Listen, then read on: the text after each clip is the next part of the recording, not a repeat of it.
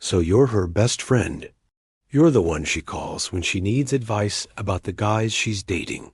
But you're also the one she texts only when she's bored and has no other plans. You're her rock, her confidant, her emergency contact for emotional support. But when it comes to romance, you might as well be invisible. You're not just on the sidelines watching the game. You're in the locker room, helping her tape up her ankles for a game you'll never, ever get to play.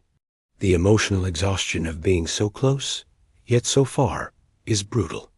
But what if I told you there's a way out of that locker room for good? Trust me, I get it.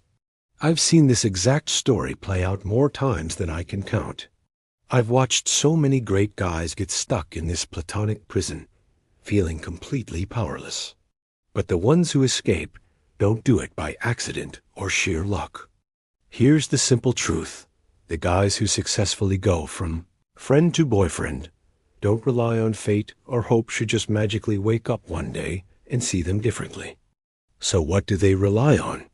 It's about consciously and deliberately breaking a pattern that you likely helped create.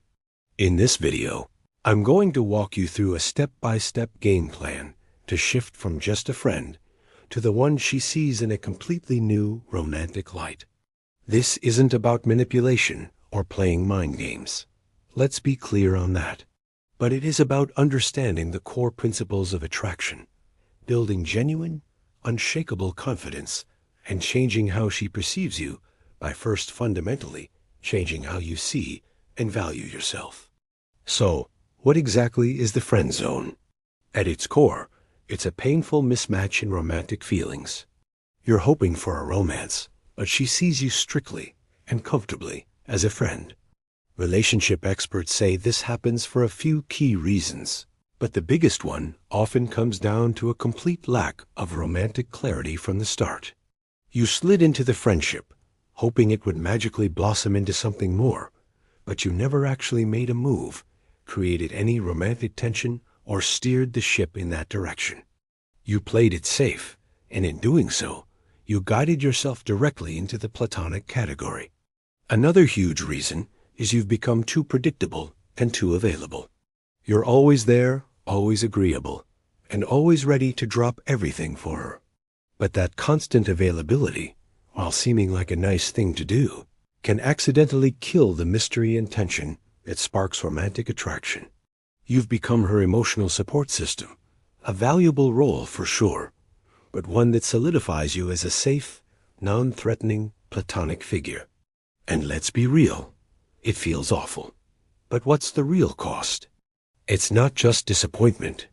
It's an unequal friendship where she gets all her emotional and social needs met, while you're left on the sidelines, drained and wishing for something more that never comes. Okay, before we get into the actual steps, we have to get one thing crystal clear. This is the foundation for everything else. This journey is not about tricking her into liking you, or finding the perfect sequence of words to suddenly win her over. But it is about a real fundamental shift in your own mindset. This is about self-improvement and becoming a man who is a great catch for anyone, not just for her. You're not fixing yourself for her. You're improving yourself for you. Here's the hard truth. You have to be willing to lose the friendship to gain something more. That might sound terrifying, but the fear of losing her is the very anchor that's keeping you stuck in this position. You have to accept that if she doesn't respond to your shift in behavior, you need the self-respect to walk away. This isn't an ultimatum you give her. It's a promise you make to yourself. The goal isn't just to get the girl. So what is the real goal then? It's to become the kind of high-value man who respects himself, enough to not settle for being just an option in someone else's life. This mindset is your safety net and your source of power. The first and most important, actionable step is to break the predictable pattern of your availability.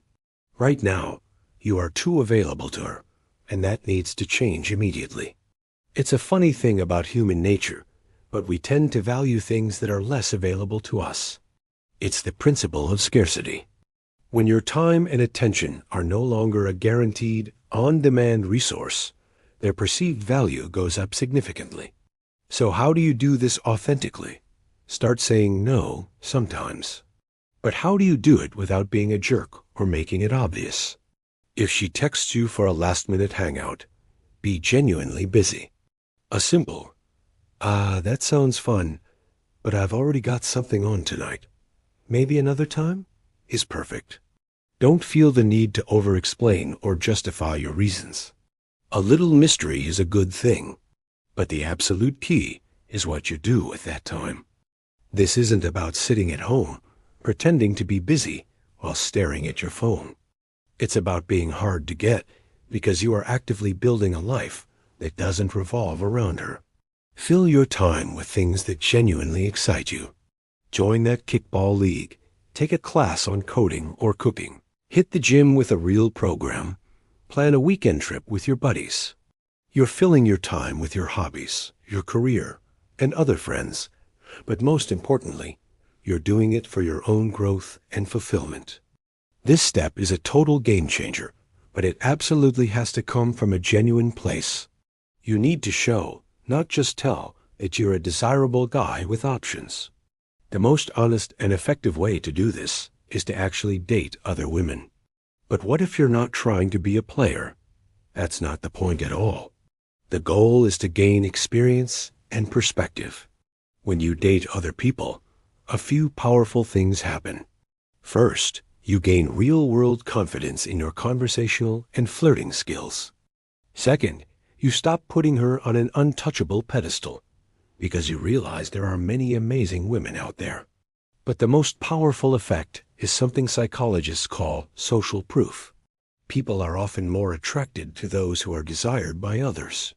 When she sees that you are found attractive by other women, it can subconsciously prompt her to re-evaluate her own friends-only assessment of you. But there's a right way and a very wrong way to let her know this. The key is to be subtle and cool about it. Don't brag about your dates or try to rub it in her face. It should come up naturally in conversation. If she asks what you did over the weekend, you can casually say, I went to that new Italian place with someone. The goal isn't to make her jealous in a manipulative way, but to genuinely expand your life. In doing so, you shatter the safe friend image and replace it with that of a confident, desirable man with a full life. For too long, your conversations have been stuck in a romance-free zone. They're safe, comfortable, and completely devoid of romantic tension. But what if you could change the entire feel of your interactions with just a few words? It's time to learn the language of romantic interest, flirting. This doesn't mean dropping cheesy, cringe-worthy pickup lines. It's about shifting the dynamic from just friendly to playful and challenging. Use light, teasing humor. If she says something nerdy, you can smile and say, and that's why we're friends. You're such a dork. But your tone has to be warm and playful, not mean-spirited. You're creating a fun, back-and-forth dynamic. You can also use unique compliments that go beyond the obvious "you look nice." Compliment her character or her energy. Instead of just saying her dress is nice, try, you have this incredible way of lighting up a room when you walk in. It shows you're paying attention on a deeper level. But the real magic is that this consistent, playful banter creates the underlying romantic tension needed to move from a platonic to a romantic space. It makes her wonder, wait, was he just flirting with me? That question is exactly what you want. Physical touch is one of the most powerful and primal ways to build attraction, but you absolutely must approach this respectfully, gradually, and with full awareness. Even simple, appropriate touch can release oxytocin, the bonding hormone, creating a subconscious sense of connection and closeness. But what does that actually look like in practice without being creepy? Start with what's socially normal and build from there. Make a real warm hug your default greeting and goodbye instead of a quick, awkward side hug. Hold it for just a second longer than a purely platonic hug. From there, you can introduce subtle, contextual touches, like a light touch on her forearm when you're making a point or laughing at her joke. A brief touch on her lower back to guide her through a crowd is another classic example. But you must pay close attention to her body language. This is non-negotiable. Does she lean into your touch, smile, and hold eye contact? Those are green lights.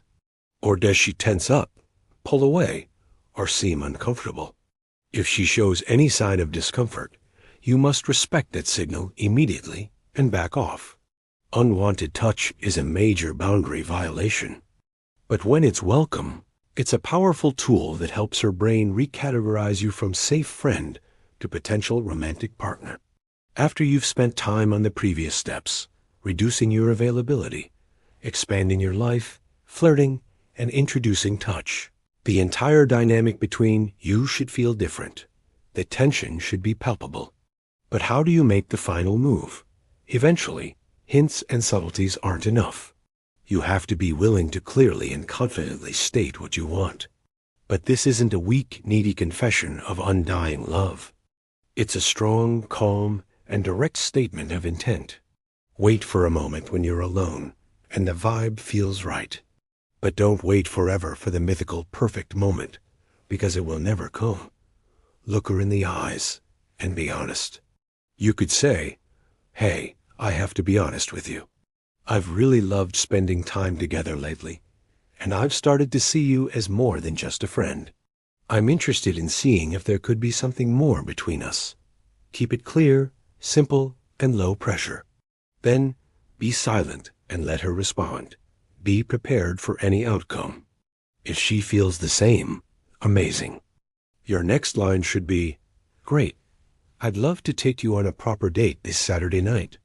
If she doesn't, you must respect her decision gracefully. This is where that mindset from the beginning is your safety net. You can say, "Okay, I really appreciate your honesty. Thanks for telling me." Remember this. If she's not interested, it's not a failure. It's a graduation. You were brave enough to go for what you want, and now you have your answer and can move forward. Escaping the friend zone isn't about some magic pill or a secret technique, but it is a journey of self-transformation.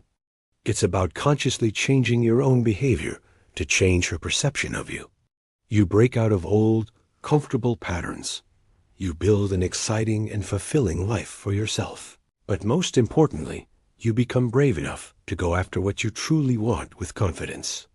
It starts with becoming a man who is unafraid to lose a friendship because he values his own self-respect and emotional well-being more. But here's the best part. Whether she reciprocates or not, you will have built a level of confidence, social skill, and self-worth that will attract incredible people into your life. The process itself is the reward. No matter the outcome with this specific person, you win. But your journey doesn't have to end here. If this guide was helpful, hit that like button and subscribe for more content that helps you build confidence in your dating and social life. But before you go, I want to hear from you. Drop a comment below and share your own experiences with the friend zone. Anonymity is welcome. Thanks for watching, and I'll see you in the next one.